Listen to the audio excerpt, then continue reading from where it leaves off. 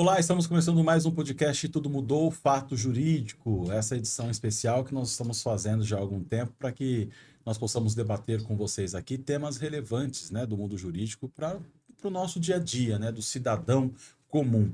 Sempre aqui conosco nos estúdios, Alexandre Volpiani, Rogério Targino, para discutir, para debater e também fazer perguntas para os nossos convidados. Hoje a gente recebe aqui, temos a honra de receber Mariana Silvestrini para discutir aqui um tema de extrema importância, né? A proteção dos direitos humanos das mulheres e a atuação com perspectiva de gênero. Para começar aí, né, vamos falar um pouquinho da nossa convidada. Ela é uma renomada especialista em direitos humanos, com foco na proteção dos direitos das mulheres. Ela tem uma vasta experiência na área e trabalha ativamente na promoção da igualdade de gênero. Obrigado, Mariana, por ter aceito o convite e participar do nosso podcast hoje. Não, sou eu que agradeço o convite de estar aqui. Alexandre, mais uma vez, obrigado pela sua presença aqui com a gente. Ô, Adriano, eu que agradeço. Sempre uma honra estar contigo, com o Targino e hoje com a minha querida amiga Mariana Silvestrini, que eu admiro demais. Obrigado também. Obrigado, Adriano, pelo convite. Agradecer a Mariana também, que aceitou o nosso convite de estar aqui hoje. É uma honra, uma satisfação estar aqui com você hoje. A honra é minha. Mariana, para a gente começar, então você poderia falar um pouco sobre você e também dar uma visão sobre essa área que você atua, o que você defende? Vamos lá. É mais fácil falar da área do que falar de mim, né? Agora. Não, eu sou advogada há aproximadamente, eu me perco nas contas, eu acredito que faz 9 anos agora. Tá. E é estarrecedor para mim, que parece que o tempo não passou, ainda me considero uma jovem advogada, mas a verdade é que não, já estou fazendo quase uma década advogando. E eu acho que a consciência, a questão da perspectiva de gênero, eu vou falar um pouco mais para frente, mas isso também vai ao longo do seu amadurecimento como pessoa, amadurecimento como profissional. E de uns tempos para cá eu resolvi atuar com um foco nisso, até por atuar na área criminal. Eu gosto muito da área criminal e verificar algumas questões relacionadas à violência doméstica, especialmente, de ter atuado como assistente de acusação no caso de feminicídio. Então, são coisas que nos levam, e ainda como mulher, a debater mais e a falar mais e a estudar mais, né? O que eu mais faço é estudar mais sobre as questões de gênero. Alexandre, quer começar com a primeira pergunta para a nossa convidada? Tava ouvindo ela falar e lembrando, né, dos direitos humanos que a Mariana, além de ela ser uma estudiosa na área, ela também é atuante, foi atuante desde sempre. Mas quando eu presidi a Comissão de Direitos Humanos na OAB, eu tinha uma batalha diária, que era desmistificar essa causa, essa pasta.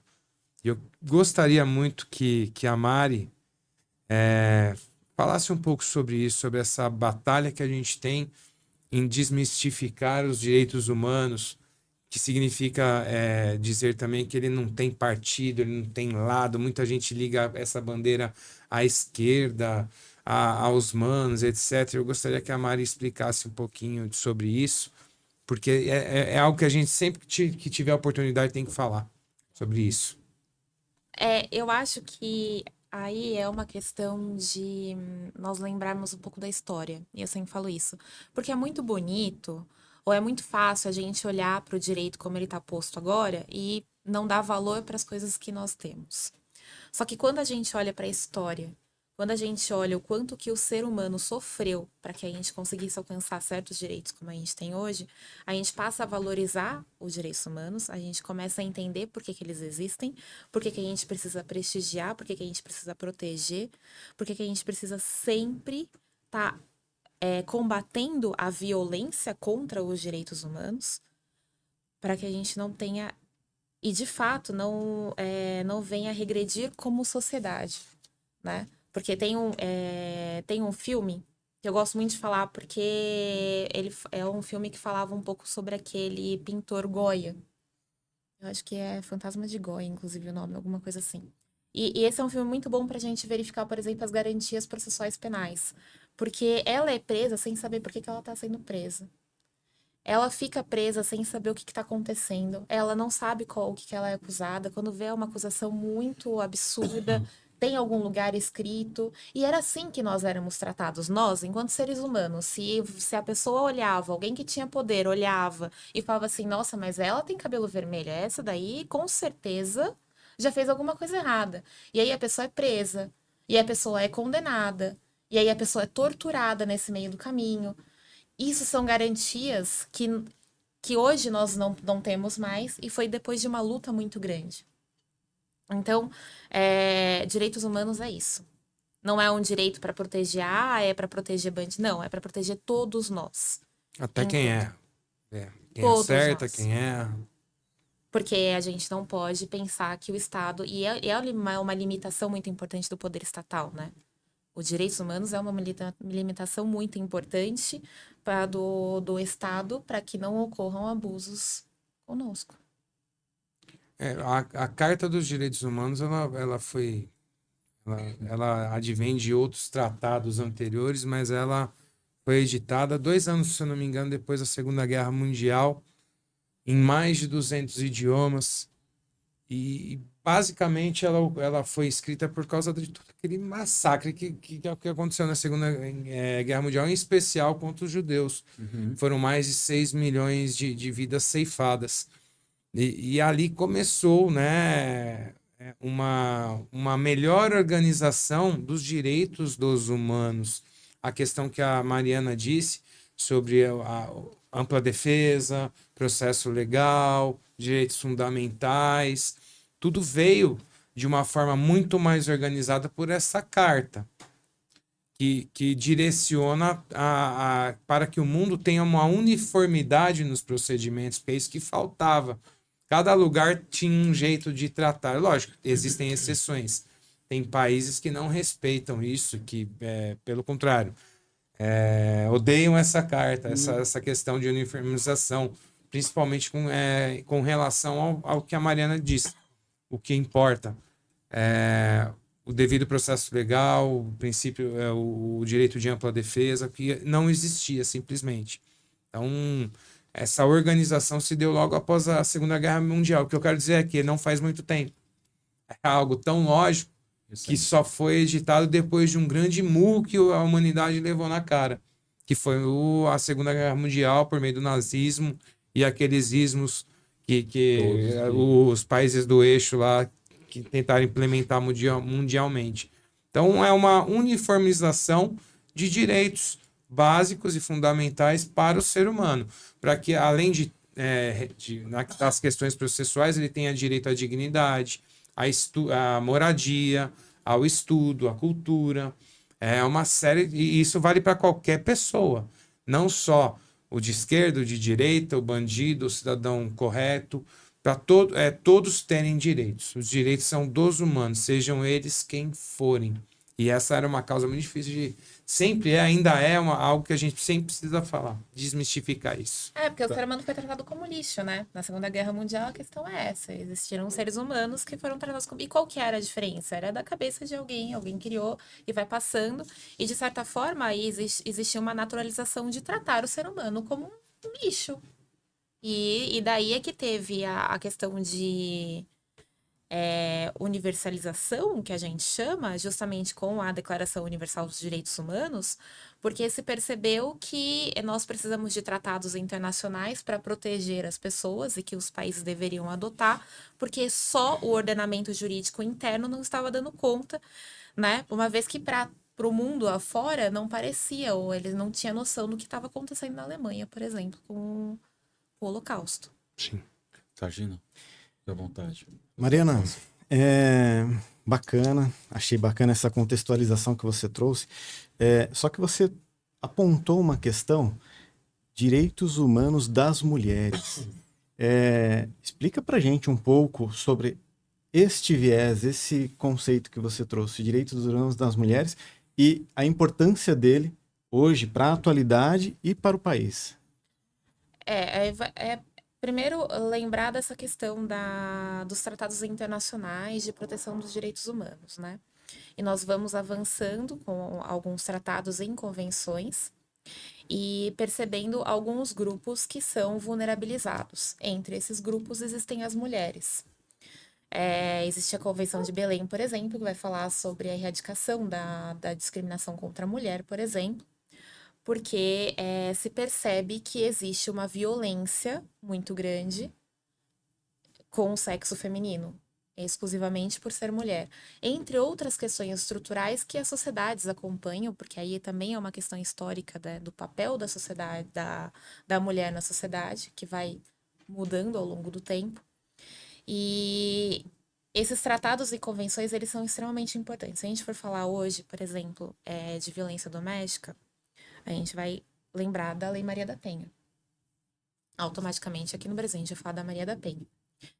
E a Maria da Penha e a Lei da Maria da Penha só existiu quando o Brasil foi provocado, na verdade. Esse caso não chegou na corte, mas chegou na Comissão de Direitos Humanos. E ali se percebeu que o Brasil, não só naquele caso, mas em diversos outros casos, de uma certa forma, banalizava muito a questão da violência contra a mulher. E o que aconteceu com a Maria da Penha foi algo muito grave. E não só com ela, acontecia muito. Então, a gente tem, dentro desse período, alguns protestos. Existe a questão da Ângela Diniz, por exemplo, do Dock Street, acho que é mais ou menos nessa mesma época, que tem movimentos pedindo a condenação, e existe a questão de não mais falar em legítima defesa da honra, por exemplo, tudo nessa mesma época, porque se percebe que quando havia uma violência contra a mulher, e especialmente por ela ser mulher, os casos não eram tratados com tanta seriedade. Eu mesma, e aí a gente pula aí para 2020, 2021, eu já vi casos de prescrição no caso de violência doméstica. E aí, como criminalista, eu posso falar que é muito raro a gente conseguir prescrição. Adoraria conseguir, é muito raro a gente conseguir prescrição. Mas eu já vi casos de prescrição como em violência doméstica. Por quê? Porque realmente ainda se banaliza muito a violência contra a mulher. Ainda se acha que não precisa se meter. Ainda acha que existiu por parte dela algum tipo de provocação. Ou pior, ainda acha que ela está lá porque ela quer. Porque ela gosta de apanhar. Então, é uma mudança social que a gente precisa ter. E aí, quando se fala de direitos humanos, é pensando nessa questão internacional que vai repercutir na esfera doméstica, que a gente chama, e aqui dentro do Brasil, para que se protejam as mulheres. Entendi. Quais são os principais desafios que as mulheres enfrentam hoje em termos de direitos humanos? São vários, né? É muito difícil. Aí a gente realmente precisaria ficar muito tempo aqui para colocar todos os desafios. A primeira questão é lembrar dessa questão histórica ou do papel da mulher na sociedade. Então, ele vai mudando ao longo do tempo e a mulher ela passa a entrar no estudo, que antes era proibido para as mulheres, ela passa a ingressar no mercado de trabalho. E ela passa a ter uma sobrecarga muito grande, né? E essa sobrecarga é natural das mulheres hoje e é algo que deve ser combatido. Não há uma igualdade efetiva quando se fala de maternidade e paternidade, por exemplo. Algumas outras questões. As mulheres, elas precisam de acesso aos ambientes e principalmente as questões de poder. Por quê? Primeiro porque a gente precisa se sentir representado. Né?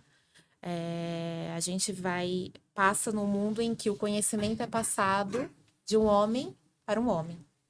E que a gente vê e cresce vendo homens competindo sucesso.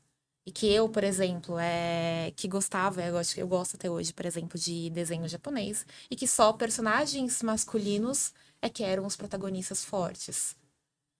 A gente vai crescendo nesse mundo, representatividade é muito importante. Outra coisa, as mulheres sofrem muito com relação ao assédio. Por quê? Porque quem está normalmente nos cargos de liderança nas empresas ainda são homens. E aí o assédio tem muito essa questão da hierarquia. O desafio da violência doméstica é muito grande, né? Porque existem muitas questões aí. A mulher hoje ainda ganha menos do que o homem. Existem os problemas relacionados à maternidade.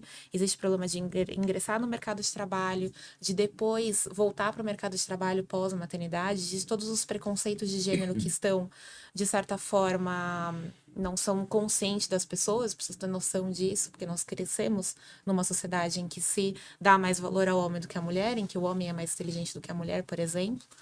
E eu me perdi no meio do caminho. Existem Com tantos- políticas públicas que você conhece hoje que são efetivas no país com relação a isso? Que realmente você viu alguma política pública e falou, não, isso aqui funciona de verdade? Porque por mais que existam legislações, exista a Maria da Penha, é muito enraizado.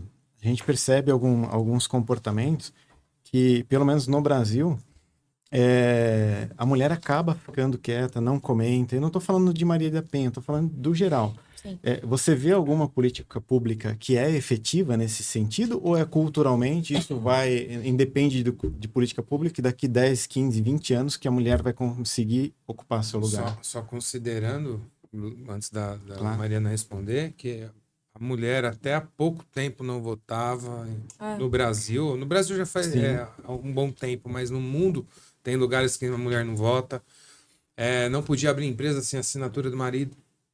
Isso há pouco tempo. Isso na nossa Teve um época de negócio agora faculdade. do aborto, não foi? Que não Teve. poderia abortar se o marido não consentisse, alguma coisa assim?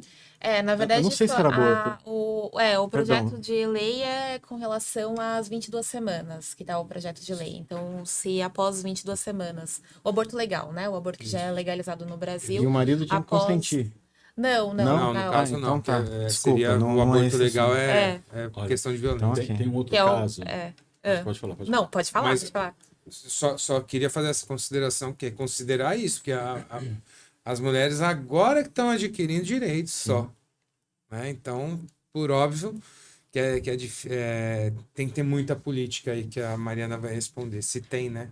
Eu acho Não, que não tem tantas. A gente está evoluindo, né? Tanto em termos de legislação quanto em termos de política pública, mas a gente precisa evoluir muito ainda. Porque vamos pensar que Evoluir em que sentido?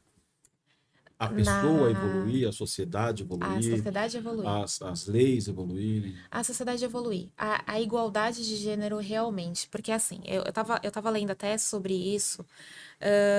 Uma vez que. Vamos falar só sobre direito, né? Se há pouco tempo atrás as mulheres sequer poderiam estudar. Não faz muito tempo que as mulheres tiveram o direito de ingressar nas universidades. Quando elas tiveram, foram poucas mulheres que conseguiram, porque tem toda uma questão social e econômica por trás disso. E as mulheres hoje, elas não têm tanta representatividade, por exemplo, nos tribunais. Então, toda vez que eu chego para fazer uma sustentação oral, eu só vejo desembargador. Principalmente A no área- Tribunal de Justiça. Exatamente, eu só Estadual. vejo desembargador. Então, as políticas públicas, e aí se você pensar que o direito foi passado, como eu falei, o conhecimento ele foi passado de homem para homem, o direito foi passado de homem para homem. E se a gente tem homens que não tiveram esse tipo de perspectiva, ou que não atuam com isso, ou sequer se questionam, que olha para a sociedade do jeito que está e não tem uma visão crítica, isso não vai mudar. As leis podem vir o quanto elas quiserem, porque quem está aplicando não está tendo essa consciência de que isso precisa mudar. E aí eu já presenciei, eu estava como advogada para fazer uma sustentação oral, não era num caso de violência doméstica, mas o caso anterior foi, e eu presenciei desembargador falando que não concordava com as medidas protetivas. Então, se a gente ainda tem homens não concordando com isso, diante do número tão absurdo como demonstrando que o Brasil é extremamente violento com as mulheres, então vai ser muito difícil mudar. E aí é que entra as políticas públicas. Realmente precisa vir essa conscientização nas escolas, nos ambientes de trabalho, nas universidades, para que isso mude. Pensar assim, olha, eu enquanto mulher, eu também já tive comportamentos machistas, eu enquanto mulher, porque eu também cresci nessa sociedade. Então, vamos todo mundo analisar e repensar tudo isso para que a gente consiga dar mais oportunidade para as mulheres e para que essa violência contra as mulheres diminua e para que as mulheres efetivamente tenham a mesma igualdade de oportunidade. Só para contar a historinha, a gente está com um pouquinho mais de 10 minutos. mas a gente escuta, né, um debate desse, e todo mundo aqui conhece algum caso, conhece alguém que passa por isso, e você começa a se questionar o porquê que a pessoa passa, por que que ela aceita, por que que uma série de coisas. Tem uma conhecida minha que ela entrou no mercado de trabalho há um tempo atrás, depois de muito brigar com o esposo, porque o esposo não admitia que ela entrasse no mercado de trabalho, porque quem tinha que sustentar a casa, quem mandava era ele. E um belo dia ele pediu para que ela entregasse para ele o olerite para saber quanto ela ganhava, porque ele não admite que a mulher dele ganhe mais do que ele em casa, tal. E aí na empresa em que ela trabalha foi colocado um valor abaixo para que ela não batesse de frente. Olha só que absurdo, para que o marido pudesse ver o olerite e ela recebe um outro X por fora para que não tenha esse problema, porque ela chegou a sofrer violências por conta disso. É muito complicado essas questões, né? Eu estou citando esse exemplo, mas a gente poderia citar tantos outros exemplos Sim. do dia a dia, de coisas mínimas que parecem ser perceptíveis e que não são. É porque não são. É isso, é uma questão de consciência. Exato. As leis são criadas, né? E a gente vê que leis, políticas de controle, de prevenção são criadas sempre, porque o problema existe. Esse é um exemplo que você disse. Tem exemplo de mulheres saindo do mercado de trabalho para voltar ao lar, porque o homem quis assim. Porque ele chegou tô ganhando tanto, então não precisa mais trabalhar, não. E fazem mesmo. E eu sempre falo para as mulheres, não façam isso, não caiam nessa. Pelo amor de Deus. Por quê? Um dia ele vai achar alguém que ele ache melhor, Isso mesmo. ou em melhores condições, mais nova, e ele vai te pagar a pensão depois? Não. Não. E deveria, né? É. Porque tirou ela do mercado de trabalho, jogou ela para casa, e deveria, não acontece. Então a gente vê mulher passando por isso, mulher que sofre represálias por se recusarem a não deixar de trabalhar. E lei é criada o tempo todo por causa que a situação é recorrente. Eu acho uma outra coisa que pega também nessa questão, além das leis, e que eu vejo muito isso, eu não sou evangélico, não sou católico, mas a maior parte da minha família é evangélica. A religião é um grande problema também com a questão de como colocar a mulher na sociedade, porque o que a gente mais vê se falando é a mulher ser submissa ao homem, a mulher. Isso a gente vê sendo pregado o tempo. Isso atrapalha muito A também. gente Eu não né? acho pode que- generalizar, tá? Não, sim, claro. Tem Mas a maioria. determinadas religiões, mas a maioria. mas determinadas igrejas. Ok. Melhor falar Líderes, Eu acho que pastores é a ou falta de padres análise ou... crítica com relação a algumas coisas. Então, de fato, a mulher ela foi por muitos anos deixada num espaço de doméstico em que ela era responsável apenas pelos cuidados da casa e dos filhos, né? E aí, algumas coisas a gente precisa se conscientizar. Então, naturalizar que a mulher ela tem mais o dom porque ela tem o dom do cuidado. Não, as mulheres são ensinadas a ter cuidado. Os homens podem saber cuidar tanto quanto as mulheres. Exatamente. É que elas foram ensinadas a. E aí, quando elas precisam, normalmente elas não são cuidadas. É muito triste o número de, por exemplo, de mulheres que são abandonadas quando elas precisam ser cuidadas. Isso é absurdo a gente pensar. E aí é que talvez não se venha com essa análise crítica que precisa vir. E a gente precisa colocar. Não tem problema a mulher ganhar mais do que o homem. Não tem problema os dois ganharem a mesma coisa. O problema é que não dá para pensar na mulher como um ser inferior. Ou uma mulher como alguém que só serve para as coisas de casa e não para o resto. Então aí é que não se deixa ela fazer outras coisas. Parar de romantizar algumas coisas também. Como, por exemplo, como as mulheres são criadas, né? Nós somos criadas com aquele amor romântico, aquela questão do príncipe. Isso é muito triste. Por isso que as mulheres caem muito nisso, por isso que elas são muito vítimas, porque existe uma dependência emocional muito grande por parte da mulher, porque se idealizou uma coisa. As meninas são, até pouco tempo, eu não sei como elas estão hoje, Mas se imagina que o dia mais valioso da vida delas vai ser o casamento. Então vamos mudar isso para o dia mais valioso ser alguma outra coisa que não está tudo bem se a mulher não quiser casar, está tudo bem se a mulher não quiser ter filho. Tirar um pouco desse estereótipo que fica em cima da mulher para que ela consiga efetivamente ter outras oportunidades. E que as pessoas pensem que elas foram criadas dentro desse mecanismo e que elas podem mudar a forma como elas foram criadas, repensar isso para as novas gerações. Claro. Targino? É uma mudança de cultura explosiva, né? Porque Demora não é a tempo. legislação que vai fazer isso tudo alterar, pelo que eu estou entendendo aqui do debate. É mudança cultural. DNA, viu? Acho que não é nem cultura, é DNA. Também, porque se você observar hoje, vamos trazer para uma realidade Brasil hoje. Vocês falaram do STJ, só são desembargadores homens. Eu tive recentemente no STF, tem uma mulher.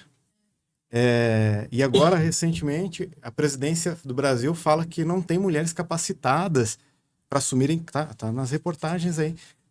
Foi falado pelo presidente do Brasil. Não tem mulher capacitada para assumir cargo público. O que é isso se não é uma afronta às mulheres? É contra tudo a bandeira que... Desculpa, mas espera aí. Está totalmente errado. Então é cultural.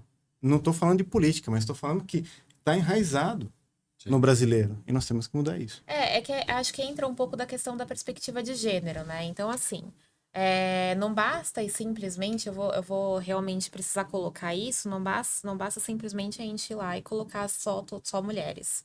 A gente realmente precisa colocar mulheres que tragam essa perspectiva de gênero e que incentive essa igualdade. Porque existem mulheres que não vão ter esse viés crítico também e não vão pensar sobre isso. Então, elas vão estar dentro do seu patamar de privilégio, que chegaram ali através de privilégios sociais e econômicos que outras mulheres não têm. E aí, elas não vão incentivar essa política pública para que se tenha uma igualdade.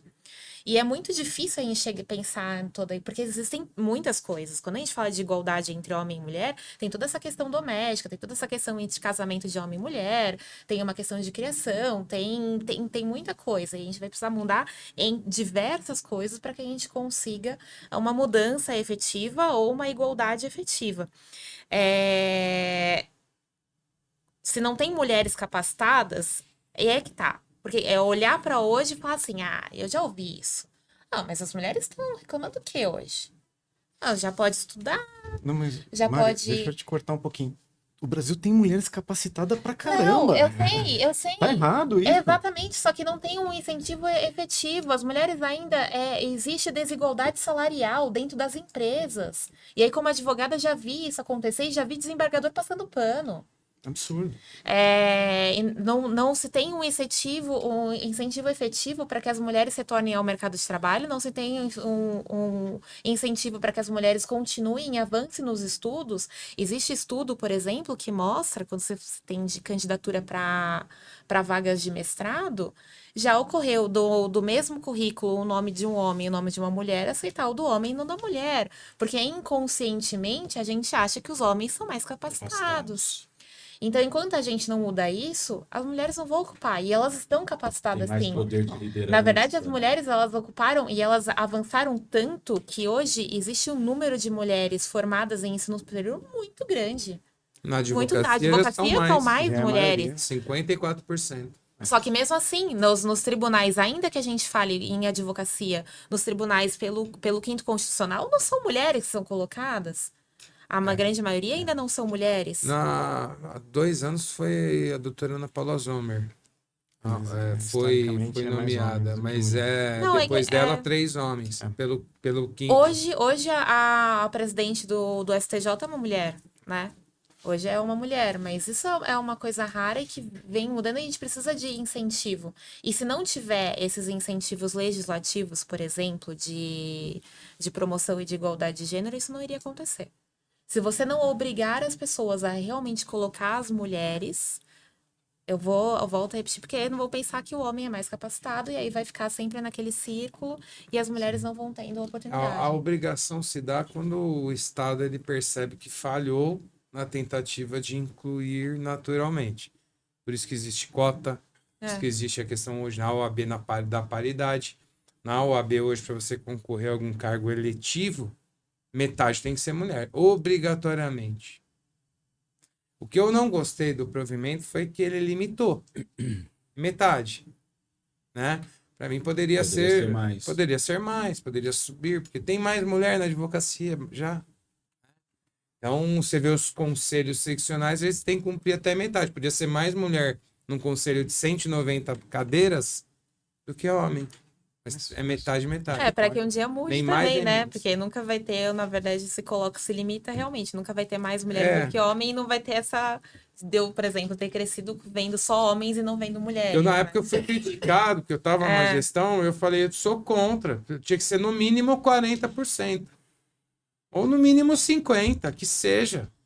Mas no mínimo, não. É metade. Então tem que ser metade, metade. Você não pode ter mais mulher que homem nunca. Sendo Aquela que coisa estão do que é mais. pra ser igual, então é metade, metade. Tem isso, né? Não, é pra ser igual, não, então é então metade, metade. Não é porque nem mais pra deveria você, ser... nem pra mim. Porque se falar em Porque igualdade tem muito efetiva, isso. né? Não quer ser igual. A gente não escuta muito isso na Sim. rua. Não quer ser igual. Então é assim. Então é assado. Então faça isso também. Então é, né? A questão do exército que fala muito, coisa não quer ser igual, é, então você não quer servir ao exército. exato. E Coisas bobas, Aham. mas que fica no dia a dia. E... É parte da cultura. É. Mas Gente, no igual, a mulher tá trabalhando, não tá? Tem umas ganhando bem, não tá? Só que elas têm filha, elas que naturalmente, não é uma questão de sexismo, tá? Mas por que a Mari disse o que disse?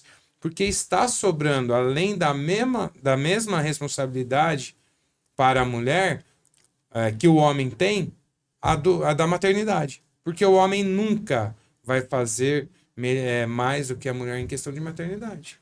Então a mulher acaba sobrecarregada demais hoje em dia, pela própria natureza dela, porque ela está trabalhando igual ou mais que o homem, ganhando menos e ainda trabalha bem mais, né? quem tem filho acaba tendo essa carga para si. É isso que está acontecendo, está ficando pesado para a mulher, isso não está sendo valorizado. Então, eu já fui numa palestra na Coca-Cola, que me perguntaram, você acha que hoje a mulher tem que escolher entre a carreira ou a maternidade? Eu falei, é triste pensar, né? Ou só questionar isso, porque os homens nunca precisaram escolher. Homem vai e faz. Nunca precisou escolher. Mulheres que durante um tempo têm uma vida profissional ativa e para poder se dedicar à família. Não, agora eu quero... Na verdade, ela para porque ela não tem condições em determinados ofícios de ser mãe e de ter a mesma função que ela tinha com a mesma intensidade. Ela não tem como. Por quê? O homem, ele não ajuda o tanto quanto deveria ajudar. Gente, eu gostaria de falar que a gente tem 3 minutos, mas não temos, já esgotou. Então, eu vou pedir para a nossa convidada fazer suas considerações finais, agradecer a sua presença aqui.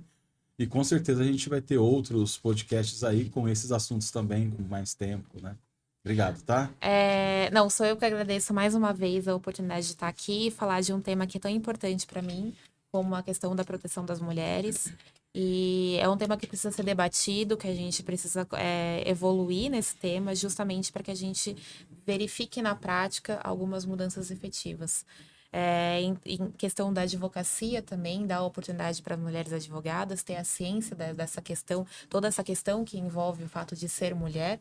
Recentemente, nós tivemos casos de uma mulher gestante que não foi dada preferência, então, assim, isso ainda tem acontecido, as mulheres ainda estão sofrendo, a mulher advogada ainda sofre dentro da profissão, e lugares como esse que a gente pode debater são lugares muito importantes para que a gente consiga mudar um cenário, né? Então, eu sempre vou agradecer a oportunidade de falar sobre isso e eu acho que é isso, gente. Imagina. Bom, quero agradecer a Adriana, agradecer a todo o público nosso que está aqui conosco mais uma vez e agradecer novamente a participação da doutora Mariana Silvestrini, uma querida, uma amiga que sempre esteve ali conosco. E o Volpiani aqui também conosco. Muito obrigado por vocês aqui. Valeu, Adriano, Targino. Uma de tantas, vamos que vamos. Mariana Silvestrini, Mari, minha amiga querida. Que bom estar com você sempre, te ouvindo. Tenho muita admiração por você, pela mulher, pela advogada, pela estudiosa, pela pessoa que age nas comissões como você sempre foi. É uma honra servir ao seu lado.